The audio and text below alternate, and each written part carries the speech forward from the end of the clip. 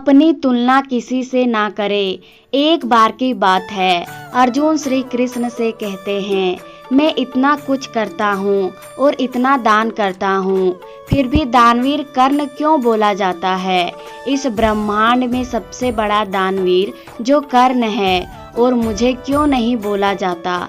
अब कृष्ण इस बात पर मुस्कुरा जाते हैं। श्री कृष्ण अर्जुन को बोलते हैं, चलो मेरे साथ। वो अर्जुन को दूर एक जगह पर लेकर जाते हैं जहाँ पर एक बहुत बड़ा पहाड़ होता है।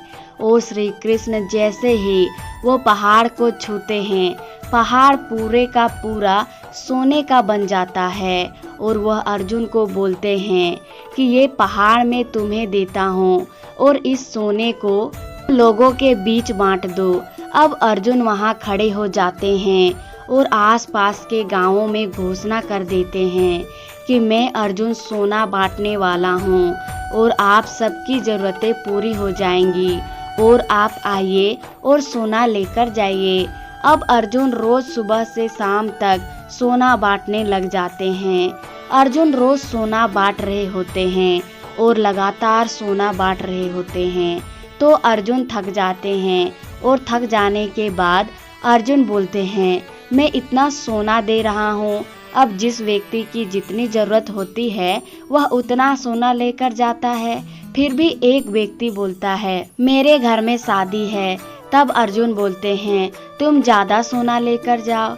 कोई व्यक्ति बोलता है, मेरे घर में मेरी माँ बीमार है। तब अर्जुन उन्हें भी ज़्यादा सोना दे देते हैं। अब अर्जुन लोगों को सोना देते ही जा रहे, पर लोगों की सोना लेने के लिए लाइन खत्म ही नहीं हो रही है और लोग दूर दूर से सोना लेने के लिए आने लग जाते हैं।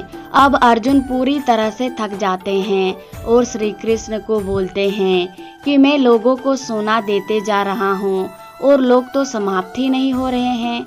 तभी श्री कृष्ण अब कर्ण को बुलाते हैं और कर्ण को बोलते हैं, ये सोना का पहाड़ मैं तुम्हें देता हूँ, इसे लोगों के बीच में बांट दो।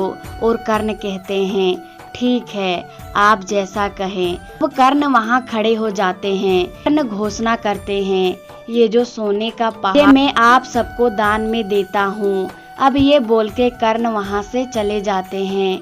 अब कर्ण के जाने के बाद श्री कृष्ण बोलते हैं, अर्जुन से जब तुम सोना दे रहे थे और तुम कौन होते हो ये ठहराने वाले कि ये किसे कितना सोना देना है। और तुम जब सोना दे रहे थे तब तुम खुद की तारीफ सुनने के लिए दे रहे थे, जबकि ये सोना तुम्हारा था ही नहीं।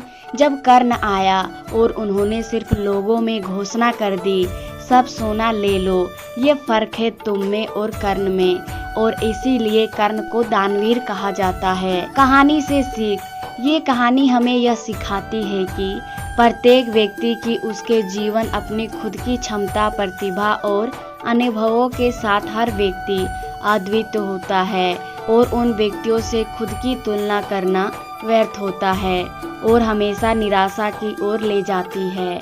आशा करती हूँ मित्रों आपको ये वीडियो पसंद आई होगी।